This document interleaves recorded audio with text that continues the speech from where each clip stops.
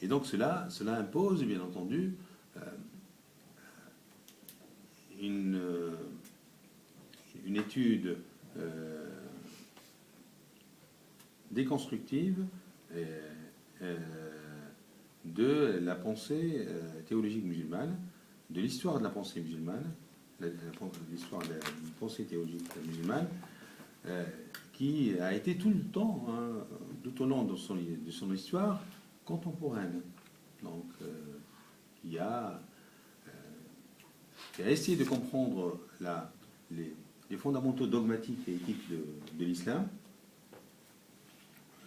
à partir des sources du Coran et de la Sunna,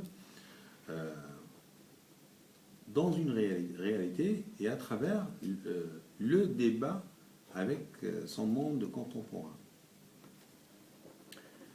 Et c'est la raison pour laquelle ce qu'on appelait la science de la théologie musulmane était en vérité une philosophie dogmatique et éthique de l'islam, une théosophie de l'islam, si vous voulez, qui a été toujours dans le débat avec les autres philosophies, les philosophies du Moyen-Âge, avec les religions du Moyen-Âge, et toujours et s'inscrivait toujours dans la réflexion autour du statut de l'homme.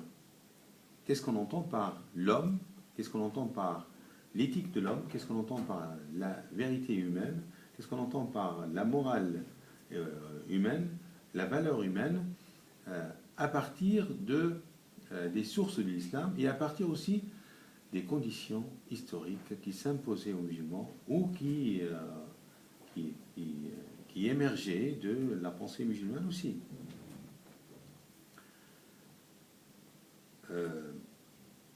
Donc la question du refondement de la pensée musulmane, de la pensée théologique musulmane, impose, bien entendu, une réflexion approfondie autour du patrimoine théologique musulman, mais impose aussi de penser la théologie musulmane dans l'interactivité avec sa réalité, bien entendu, la réalité historique et la réalité aussi de la pensée, du monde de la pensée. Puisque la vocation même de la théologie musulmane, telle qu'elle a été définie de manière communément par les savants de l'islam, l'histoire du savoir islamique, et la vocation de la religion, la vocation de la charia, la vocation de la théologie, et le bonheur de l'homme. Donc, جاءت الشريعة لتحقيق مصالح العباد. Donc le bonheur ne peut se faire qu'à travers la rencontre entre ce qu'on appelle l'intérêt de Dieu ou la vocation divine, signifiée dans ces textes, et les intérêts des hommes qui changent, qui ne peuvent être comprises que dans ce débat avec le texte et le débat avec l'évolution de l'homme, de l'esprit de l'homme et des besoins de l'homme. Donc, la modernité qu'on attribue toujours, malheureusement, au monde occidental, et en vérité, ou représente en vérité une évolution de l'esprit de l'homme de manière générale. Historiquement, la modernité est l'émergence d'un conflit entre le rationalisme et l'esprit théologique de l'Église.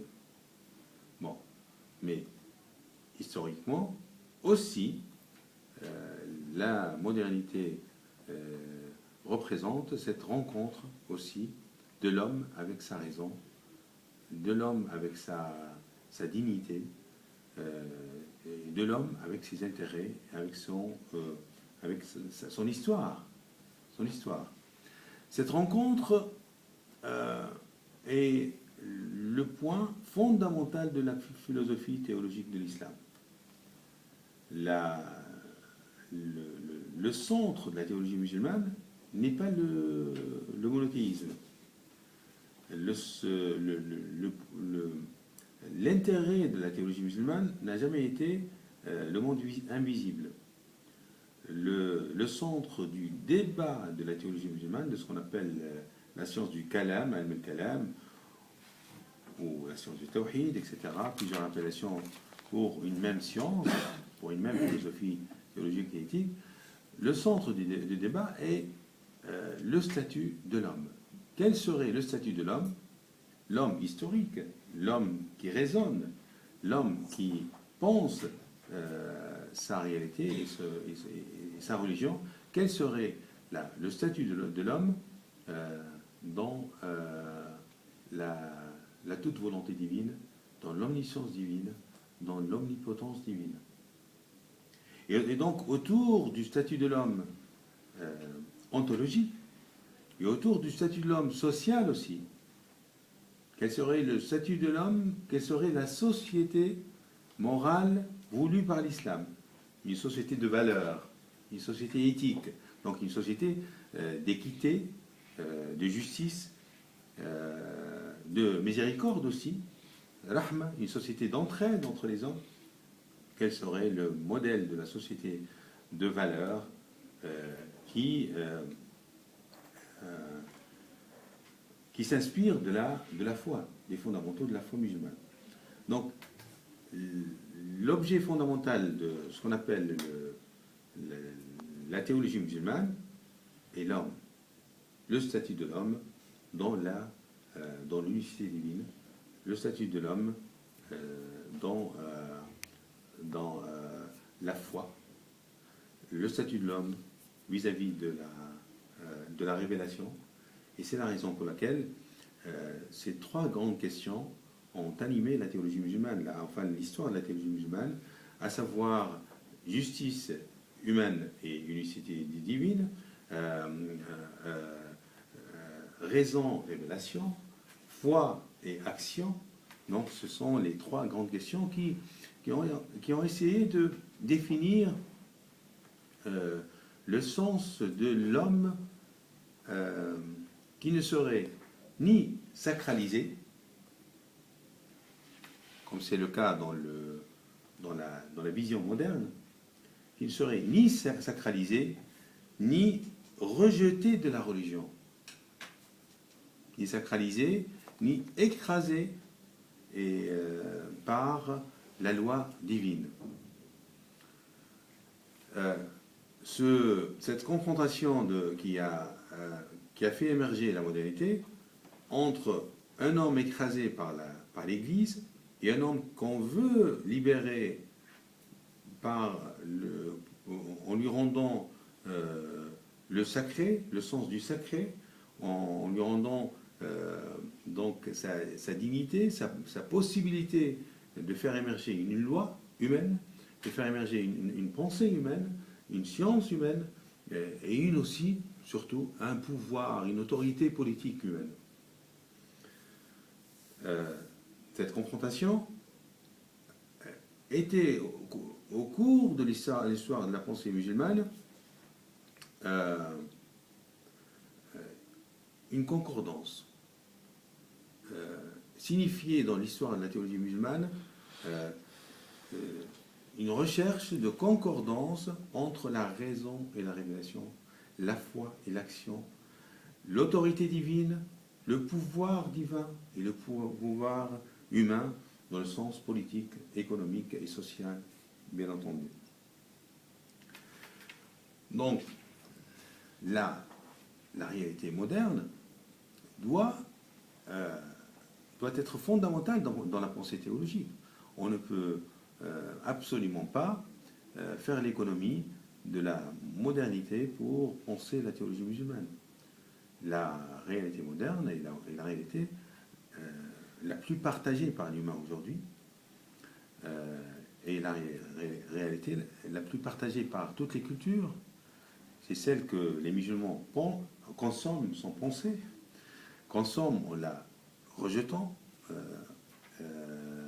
et en pensant que l'islam doit rejeter la modernité, alors que la réalité moderne pose de véritables questions autour de l'homme, du bonheur de l'homme, autour de l'homme face à sa vérité exclusive, autour de l'homme dans sa relation avec sa foi, autour de l'homme dans sa relation avec sa dignité, autour de l'homme dans son rapport à la diversité humaine. Et donc ce sont des questions postmodernes, hein. Ce sont des questions qui s'imposent à la modernité. La modernité arrive à ce niveau de questionnement autour de son éthique. Qu'est-ce que l'éthique dans la modernité? Qu'est-ce que l'homme qui a été consommé, voire consumé par la modernité, au point qu'il est devenu donc l'objet de la modernité, alors qu'au départ, l'homme était conçu comme le sujet de la modernité. Il est devenu non pas le capital, mais le moyen pour réaliser un capital matériel, un capital de clash de civilisation, un capital d'oppression de l'homme. Et donc, l'homme moderne aujourd'hui doit s'arrêter pour s'imposer cette question. L'avenir de l'homme, l'avenir de la dignité de l'homme, l'avenir des rapports interculturels, l'avenir du respect de la dignité d'autrui, l'avenir de la reconnaissance de la diversité des identités culturelles, des identités religieuses. Cet avenir est menacé aujourd'hui par une modernité qui a transformé l'homme en objet, par une modernité qui a utilisé l'homme comme outil pour réaliser des objectifs d'hégémonie au nom de la globalisation, au nom de la supériorité d'une civilisation face aux autres civilisations. Ces questions doivent rencontrer le monde de l'islam. Ces questions doivent intéresser le monde de la pensée théologique musulmane. Et ces questions-là sont au cœur de la théologie, d'une pensée théologique musulmane. Une pensée théologique musulmane est une pensée, par définition, éthique. Elle s'intéresse à l'homme, puisque la finalité de la pensée théologique est de rendre l'homme vicaire sur terre, et de rendre l'homme le responsable éthique sur notre planète.